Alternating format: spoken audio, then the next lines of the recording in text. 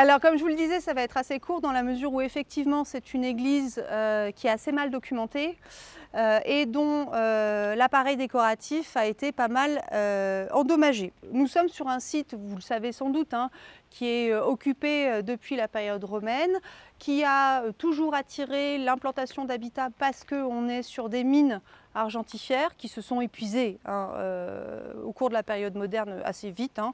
Ce n'était pas de l'argent d'excellente qualité non plus, mais suffisamment pour justifier l'implantation d'un habitat avec le développement d'une activité économique.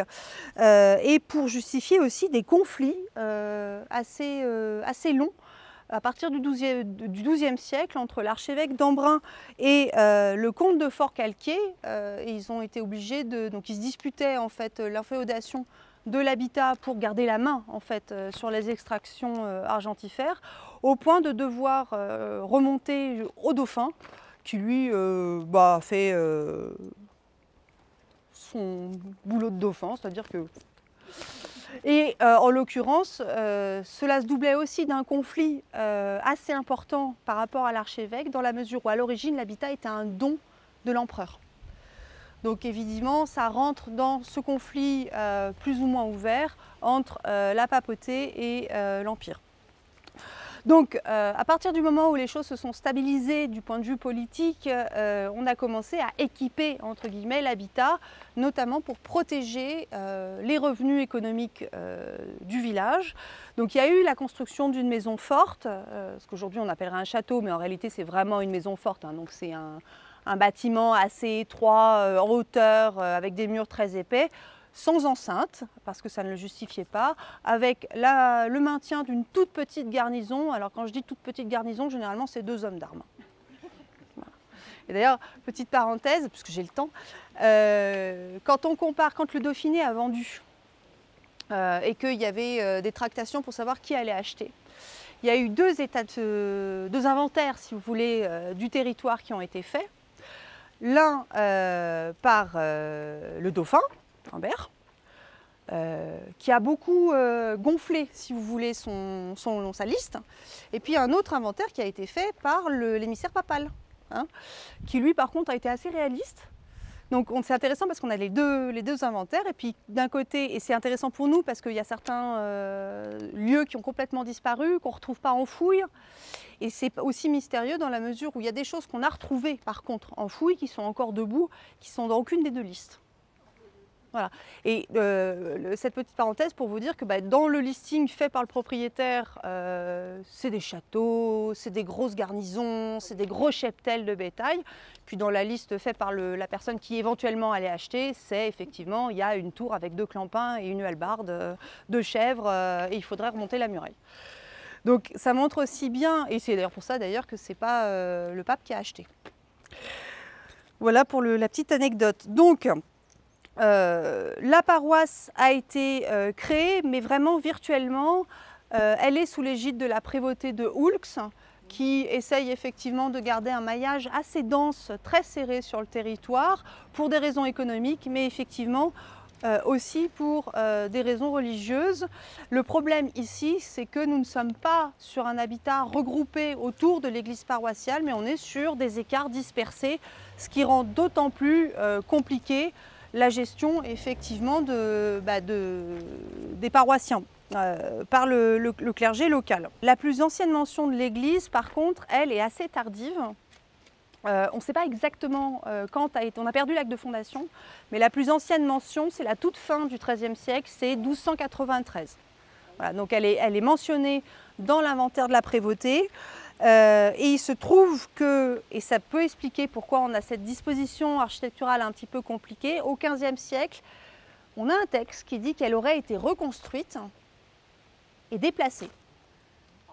Le problème, c'est qu'on ne sait pas exactement où est l'édifice original, parce qu'on n'a rien dans les textes. Alors, est-ce qu'elle était déjà là et elle a été augmentée alors, elle est orientée correctement, hein, puisque le chœur est là. Ce qui est très étonnant sur ce bâtiment, et ça je vais en parler tout de suite, c'est qu'en façade on a un clocher, on a une monumentalisation de l'entrée, ça c'est tout à fait courant, etc. Par contre il n'y a pas de porte. Et l'entrée se fait latéralement par le mur sud, qui a été monumentalisé effectivement avec un décor assez sophistiqué. Mais ça, par contre, c'est très atypique en fait. Généralement, les portes latérales sont des portes d'évacuation ou de fréquentation quotidienne informelle, notamment par les confréries. Il y a toujours une porte en façade. Alors là, pourquoi ?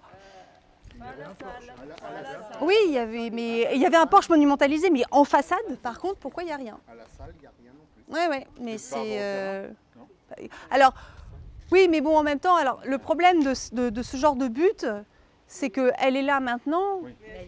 Il y a 400 ans, il est possible que... Alors, le seul indice qu'on ait, qui effectivement apporterait de l'eau à cette hypothèse-là, c'est que la route qu'on voit ici, et qui explique peut-être aussi pourquoi il y a cette orientation-là, elle est documentée au XVe siècle. Donc, elle est butée contre la route. Et ce qui est intéressant, c'est que quand on sort de l'habitat, on voit la peinture. Donc, le choix de la peinture à l'extérieur, il est évident pour des raisons effectivement de visibilité, de rapport magico-religieux et sacramentel avec l'image. Ça peut expliquer pourquoi est-ce qu'effectivement l'entrée se faisait là. Au-delà de ça, effectivement, je vous laisse à vos conjonctures les uns les autres. Le clocher, lui, est du XVe siècle. Néanmoins, la partie supérieure, le dernier étage et la flèche ont été rajoutés au XIXe siècle. Et alors, par contre, vous posiez la question de savoir qui était saint Apollinaire. Saint Apollinaire est un des évêques emblématiques de Valence. Pourquoi cette dédicace? Il y a peut-être un rapport avec le comte de Forcalquier. Mais là, encore une fois, je suis désolée de vous frustrer, mais on manque cruellement d'hypothèses, en fait, qui resteront de toute façon au stade d'hypothèses si on veut être un petit peu carré. Alors, pour en revenir sur l'ensemble architectural de l'édifice, donc c'est une construction qui est faite en tuf gris et en marbre rose, avec, comme vous le voyez, un jeu visuel d'alternance qui permet un peu... Alors, bon, déjà, du marbre rose, il faut pouvoir l'acheter. Donc, ça montre que, bon, ils avaient les sous. Ouais, mais il faut aussi trouver des gens qui sont capables de le travailler et de le transporter. Donc effectivement, on peut se poser la question de... voilà, la raison pour laquelle ils ont utilisé ça, c'est que ça permet effectivement un jeu visuel d'alternance qui correspond effectivement à des pratiques de décors géométriques, affiguratifs, ornementaux courants au Moyen-Âge, et ce depuis le très haut Moyen-Âge. On pourrait aussi se poser la question, effectivement, de cette alternance qui pourrait être une évocation du rosaire. Donc les manifestations iconographiques du rosaire, généralement, ce sont des alternances généralement florales entre le rouge et le blanc, qui indiquent effectivement généralement des affinités avec les ordres mendiants.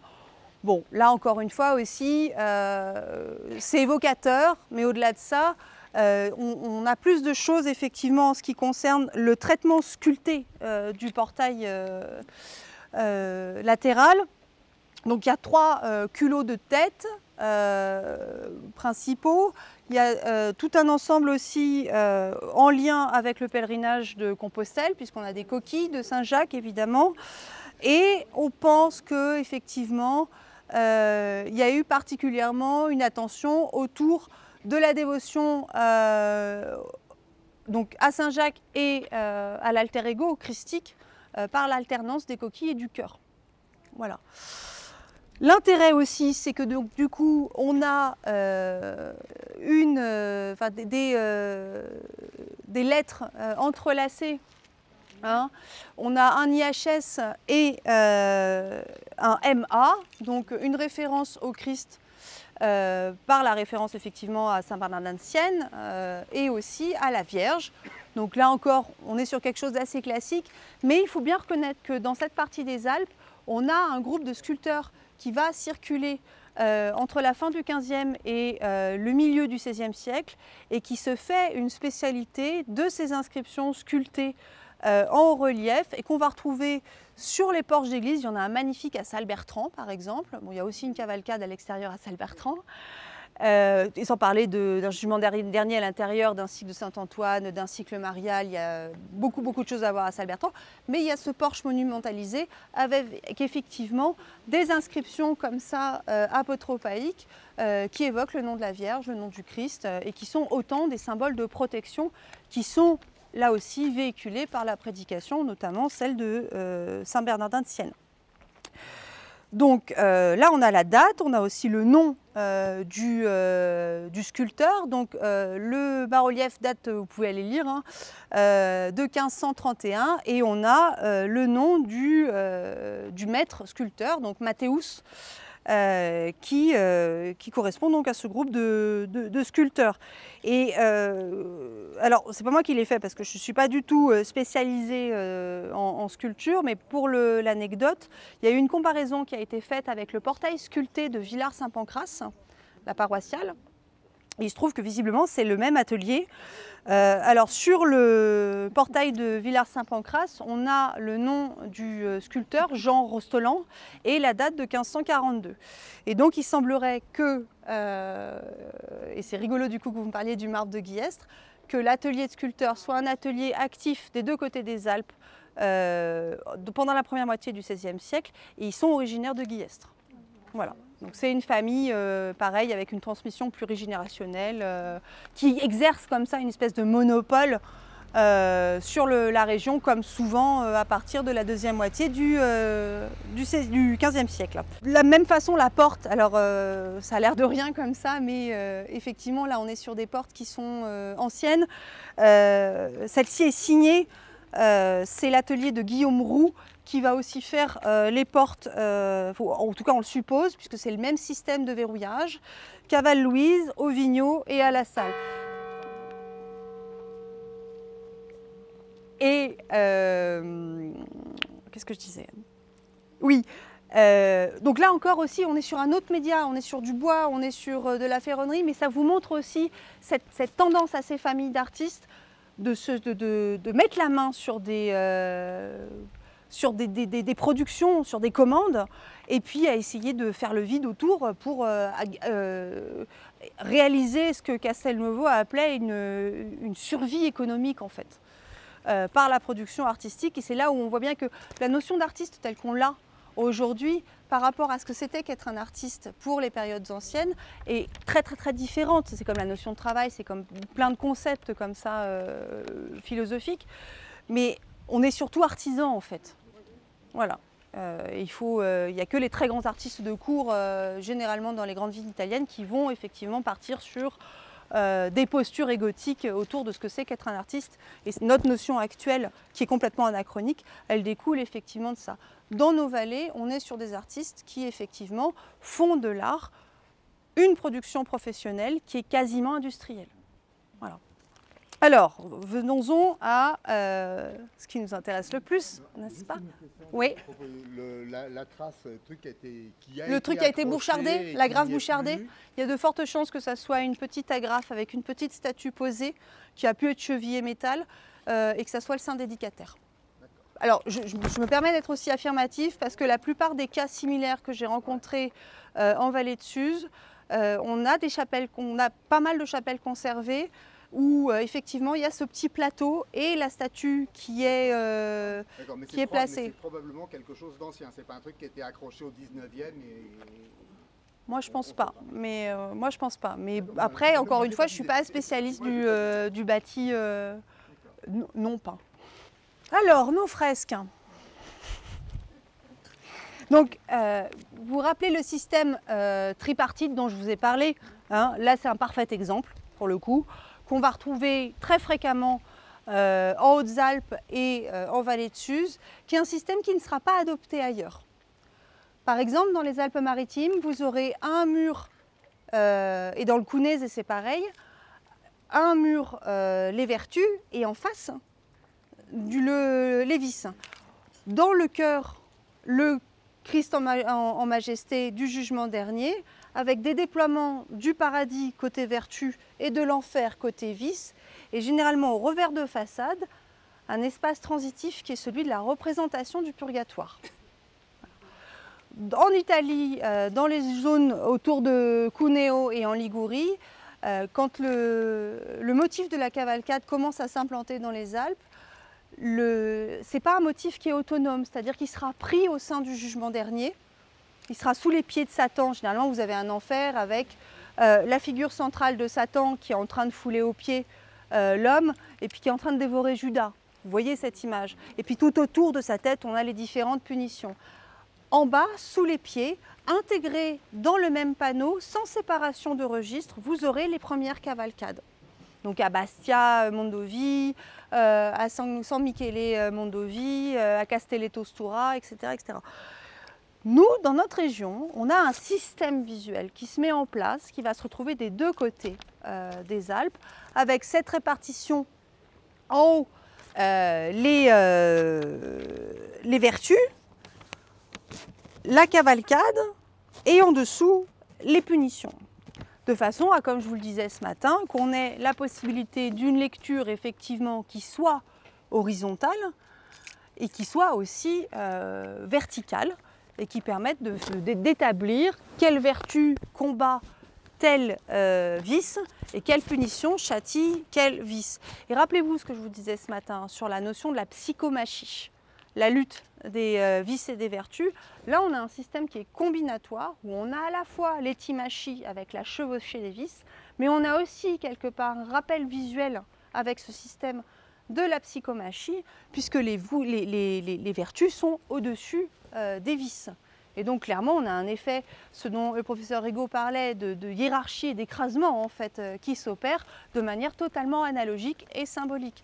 Et le but de ces images tardo-médiévales, c'est effectivement, si vous me pardonnez l'expression, de les bourrer le plus possible de sens, de complexité comme ça sémantique, qui vont à la fois augmenter le pouvoir qu'on leur attribue, mais aussi créer des croyances qui sont extrêmement complexes et qui fonctionnent non pas de manière didactique, mais de manière analogique. C'est-à-dire qu'on saute, on fait des associations d'idées qui emmènent sur le chemin de la rédemption. Voilà. Donc ce sont des dispositifs visuels qui sont extrêmement sophistiqués et qui ont pour principal but l'entretien de la mémoire, l'activation de la mémoire. Et on voit dans ces dispositifs-là aussi cette tendance à l'identification qui peut passer par un biais émotionnel, mais aussi par un biais de contemporanéité. Et c'est pour ça qu'on voit les personnages sacrés qui vont être habillés à la mode du XVe siècle, des paysages qui parfois ont des références directes aux paysages alpins, avec des animaux ou une flore typiquement alpine, voire dans certains cas, notamment en vallée de Suse, des paysages de fond aux scènes sacrées où on reconnaît certaines montagnes, voire certaines villes, certains châteaux. Donc ça crée effectivement un sentiment d'immédiateté, d'identification qui participe par l'émotionnalisation de cet effort de mémoire et qui active aussi le pouvoir de la peinture dans le sens le plus superstitieux du terme. Ce système, il est extrêmement classique. Il correspond à ce qu'on voit circuler dans les mystères religieux, les pièces de théâtre telles que l'a abondamment décrit le chanoine Paul Guillaume au début du siècle, quand il a récollé tous les mystères briançonnais. Et par contre, cette cavalcade, elle a des particularités qui font se poser les questions du rapport à l'image du public. Il n'y a pas de gueule de l'enfer. Ben non. Alors, à Salbertrand, on a le même problème. Donc, mais à Salbertrand, on voit que la gueule, elle est contre le ressaut du mur. Ici, on ne sait pas. Mais il est possible effectivement qu'il y ait eu une poursuite sur le revers. C'est très improbable à mon sens. Mais on voit ce genre de dispositif ailleurs, donc ça permet effectivement au moins de se poser la question. Autre particularité, il n'y a pas de chaîne. Alors, on la voit encore effectivement, elle est au cou, mais il y a un problème avec le rideau fin qui a été posé sur le fond qui fait qu'elle est beaucoup moins visible que dans d'autres cas. Voilà. L'autre problème de cette cavalcade, c'est l'inscription que vous voyez en haut de la fenêtre. Hein, le petit cartouche que vous voyez qui est extrêmement abîmé, qui aujourd'hui est encore très vaguement lisible, mais qui a été surtout relevé au début du siècle, enfin à la fin du 19e siècle par Joseph Roman et dans les années 1920 par Camille Blanchard. qui a fait ce croquis, effectivement, qui permet d'avoir des détails.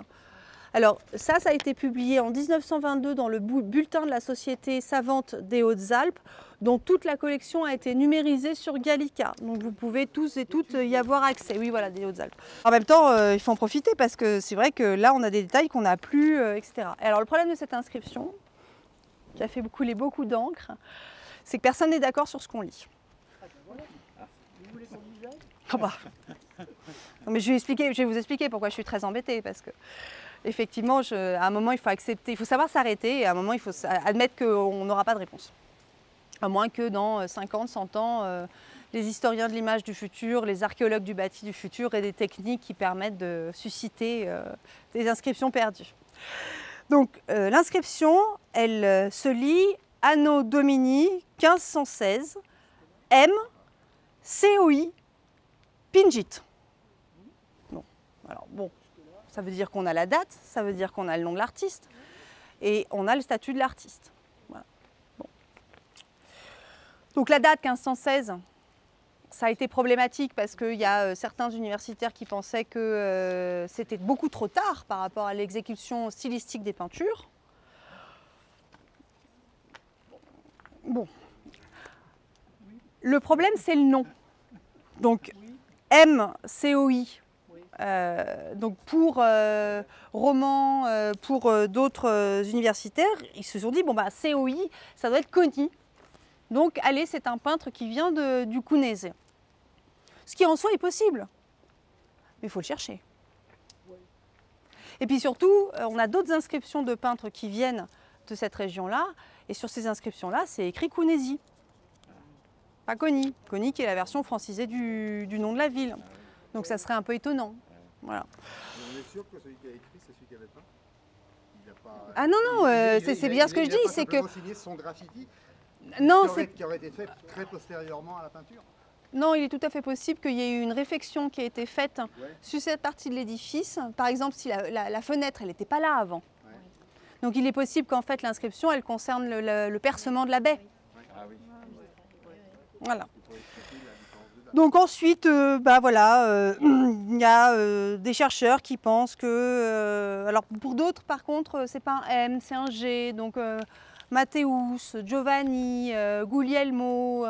il y a des prénoms évidemment qui tirent plus l'oreille parce qu'on va en retrouver trace dans certains documents, notamment l'Eschede Vesme de Baudi di Vesme qui s'est lancé au siècle dernier sur un recensement de tous les peintres piémontais entre le XVIe et le XVIIIe siècle. Donc là, ça permet effectivement d'avoir une matière qu'il est sinon difficile d'aller chercher dans les archives. Donc bon, voilà, Roman était resté sur l'idée d'un Giovanni de Cuneo. Alors évidemment, vous vous doutez bien que des peintres qui s'appellent Giovanni, on en a beaucoup. Et puis moi, alors évidemment, l'hypothèse qui me faisait rêver, c'était de me dire, bah, dans les années 1510-1530, on a un Serra qui s'appelle Guglielmo, qui est un neveu, c'est une branche latérale de l'atelier original des Serra. Et effectivement, quand on regarde des détails effectivement stylistiques des visages, ces petites bouches charnues, ces visages très tridimensionnels, avec des carnations qui sont extrêmement graduées, où il y a vraiment une corporalité, un relief, un volume qui est très particulier, des nez très fins, ourlés, qui font penser à d'autres ensembles qui ont été attribués depuis au Serra et de manière assez tardive. À commencer par exemple par Orgueil, qui ressemble, ou Luxure, alors c'est les deux visages qui sont les mieux conservés, hein, qui ressemble énormément à ce qu'on peut voir au Vigneault, à Bessan en Savoie et à Aurès en Val-de-Suse. Donc malgré l'état des peintures, j'ai tenté la comparaison avec les cartons, ça ne colle absolument pas. Ça ne colle absolument pas, ni avec Aurès, ni avec Salbertrand dont est issu le fameux Giovanni d'Ideris qui exécute les peintures en 1508, qui est un peintre dans la mouvance Serra. Mais aujourd'hui, en l'état actuel des recherches, la seule chose que je peux vous dire, c'est que a priori, c'est quelqu'un qui connaît la peinture de ce qu'on appelle l'école Serra. Encore qu'il est très périlleux en histoire de tomber vers l'histoire de l'art et de parler d'influence, d'école, etc., de hiérarchiser comme ça, si vous voulez, les groupes de peinture. Mais voilà, à mon sens, on est sur une peinture qui a été exécutée entre les années 1490, 1515, et on est sur quelqu'un qui est au courant de ce qui se fait dans la région, possiblement qui travaille aussi côté italien, mais d'un point de vue technique, on ne peut rien dire de plus. Voilà. Donc je sais que c'est décevant. Donc on peut supposer voilà, que c'est un artiste qui est au fait de ce que fait l'atelier Serra. En ce qui concerne la commande, là aussi la pêche est maigre. Il y a deux possibilités là. Si on prend la logique de l'habitat en termes de contexte sociopolitique et économique, soit c'est une commande communautaire, et effectivement il est rare, c'est pas impossible, mais la plupart des cavalcades de vis que j'ai dans le corpus, notamment alpin, mais même au-delà, ce sont des commandes communautaires qui peuvent être préemptées par des confréries, par des syndics, par des consuls, notamment dans le sud-ouest de la France, ou par exemple dans les pays de l'Est, par les personnes en charge de la gestion hospitalière attenante à l'Église. Mais généralement, ce sont des commandes communautaires qui vont être effectivement dirigées par une personne en charge du chantier, en charge de la négociation avec le peintre, de l'achat des matériaux ou de la délégation de ces achats-là. C'est aussi la personne qui surveille le chantier. Parce que des fois, le peintre, il s'en va. Et surtout s'il a l'impression d'être maltraité.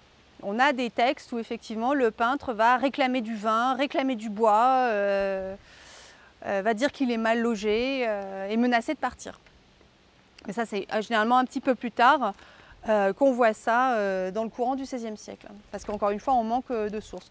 L'autre hypothèse, si ce n'est pas une commande communautaire, il y a une collégiale dans l'habitat qui est de l'ordre de Saint-Jean de Jérusalem. Donc vraisemblablement, et les sources nous disent qu'il y avait vraisemblablement à l'Argentière un petit hôpital d'accueil de passage. Bien tenu en main par l'ordre de Saint-Jean de Jérusalem et par le seigneur local. Donc là aussi, ce sont des cas qu'on voit qui sont documentés de l'autre côté. Donc on peut supposer, c'est une hypothèse intéressante, qu'on ait une tentative de contrôle de la population de la paroisse par le déploiement d'un message sémantique iconographique par l'ordre de Jérusalem. Voilà, ce sont les deux possibilités. Après, il est aussi possible que ça soit les deux. Parce qu'on assiste souvent aussi à des commandes qui sont... Alors souvent, les églises sont déclarées en plusieurs fois.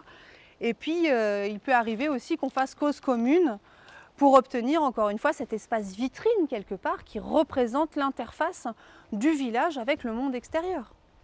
Il ne faut pas oublier que ces peintures-là, elles ne sont pas que faites pour l'usage interne à l'habitat, mais elles sont aussi une forme de communication avec le monde extérieur. Et on voit des querelles autour des peintures, des gens qui essayent de se piquer des images tout au long du XVe siècle. Alors, en termes d'organisation, donc vous avez les vertus tout en haut avec donc les vertus classiques, hein, la foi, l'espoir, la force. Je ne les dis pas dans l'ordre, la charité, la chasteté et la tempérance. En dessous, vous avez donc Orgueil qui, vous le voyez ici, n'est pas couronné. Il a un chapeau très à la mode, avec un petit plumet, très élégant, avec un manteau rouge à brocart d'or, monté sur un lion. Il vraisemblablement tenait soit une épée, soit un bâton de commandement, qui sont les deux attributs principaux qu'on voit effectivement sur cette figure-là. Ce qui montre aussi une critique pas forcément très subtile en fait, des autorités dirigeantes, notamment sur des territoires où la question des gouvernances se pose très régulièrement, notamment face aux prises d'autonomie des communes. Voilà. Et ça, c'est aussi le cas en Savoie, où avec le déploiement des officiers savoyards, il y a un rapport à l'autorité qui est souvent assez compliqué et qui peut créer effectivement des tensions entre les syndics de communauté et les dépositaires de l'autorité, qui généralement en plus sont sur des mandats assez courts, qui vont durer 1 an, 2 ans, et où il y a un turnover en fait, des officiers qui est assez régulier.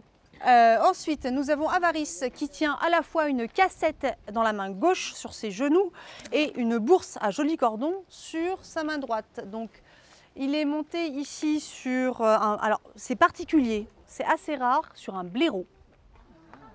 Voilà. Et les textes moralisants nous expliquent que le blaireau, c'est l'animal qui va déterrer les charognes. Voilà. Mais après, des interprétations symboliques des animaux, entre le bestiaire, les physiologus, tous les textes moralisants utilisés, il y a même un bestiaire vaudois, pour vous dire, où on retrouve des images similaires, mais aussi des images inédites. Donc, et les animaux sont toujours soit positifs, soit négatifs. Ils peuvent avoir des doubles interprétations. Ensuite, nous avons Luxure, avec un corsage qui est très bas, qui est à la mode. Effectivement, elle remonte sa robe pour montrer son bas. Elle tient un miroir dans lequel son visage se reflète. Il y a toujours une attention très forte qui est posée sur la description du visage, des coiffures et des atours en fait de ce personnage-là. Et là, on ne le voit plus. On le voit encore au Vigneault, je crois. Sur sa poitrine, le peintre est tellement bon qu'il a peint une batiste. En fait, il y a une modestie sur son corsage. Voilà. Mais là, il faut avoir le nez dessus et que la peinture ne soit pas dans cet état-là. Et elle est montée évidemment sur une chèvre, généralement la chèvre qui permet de sexualiser le motif. Et Alain m'avait posé il y a quelque temps la question des couleurs utilisées pour la luxure, qui est souvent soit en vert, soit en rouge, qui sont deux couleurs assez intéressantes. Et là, je vous renvoie aux travaux de Michel Pastoureau, évidemment. Mais pour en dire deux mots très vite, le rouge et le vert sont généralement les couleurs qui étaient portées pour les mariages. Et donc là, on a une ironie sur le statut de la femme dans la société médiévale qui est assez piquante, je trouve. Alors ensuite, alors, ce qui est bizarre, c'est cette fenêtre au milieu, avec cet espace qui a été prévu, pas prévu, parce qu'on a bien les 7 en fait. Donc, c'est ça. Et donc il faudrait effectivement qu'on ait une véritable campagne d'archéologie de bâti, avec une stratification réalisée sur cette partie-là de l'édifice pour mieux comprendre effectivement le calendrier, en fait, la chronologie du décor. Oui. Le petit bout de frise en losange. Le petit bout de frise en losange. Oui, justement. Ah oui. Et donc la fenêtre préexistait et elle devait être en 4. Ça a été mis. Mais il y a une couche dessous aussi, c'est ça qui est aussi problématique, c'est qu'on voit qu'il y a des fragments dessous. Donc, qu'est-ce qu'il y avait dessous? Est-ce que c'est un repeint? Est-ce qu'elle a été rafraîchie en 1516? Et c'est pour ça que l'inscription a été placée à ce moment-là, qui ne correspond pas à l'exécution originale, mais c'est le même motif. Est-ce que parce qu'elle a été peinte effectivement avec cette technique de détrempe qui est un petit peu bâtarde, il y a des morceaux qui sont tombés, ils l'ont refaite? Est-ce qu'effectivement ils voulaient raviver les couleurs parce qu'elle est dehors? Encore une fois, ce ne sont que des tendances qu'on peut présenter. Donc, gourmandise qui est sur un loup, qui, comme vous le voyez, boit à la régalade. Et si ma mémoire est bonne, c'est un petit tonneau, ce qui est un petit détail qu'on retrouve ailleurs. Mais généralement, c'est plutôt un pichet, un nappe, un gobelet. Et la particularité, généralement, de la représentation du vin dans les peintures murales, c'est qu'on représente surtout du vin rouge, parce que ça se voit. Voilà. Le vin blanc, ça se fait, mais il faut vraiment être très doué pour faire des effets de transparence dans les verres. Et généralement, c'est plutôt sur des grandes scènes eucharistiques, plutôt que sur des détails comme ça qui ne se verront que de loin. Ensuite, vous avez, et donc vous voyez bien, hein, il tient dans la main une broche où sont empalés des poulets. Là aussi, les aliments varient, ça peut être des jambons, ça peut être des rôtis, ça peut être des poulets, il peut y en avoir un, il peut y en avoir plusieurs. Et côté italien, on a des détails qui sont généralement assez pittoresques, où on le voit croquer les pattes du poulet directement.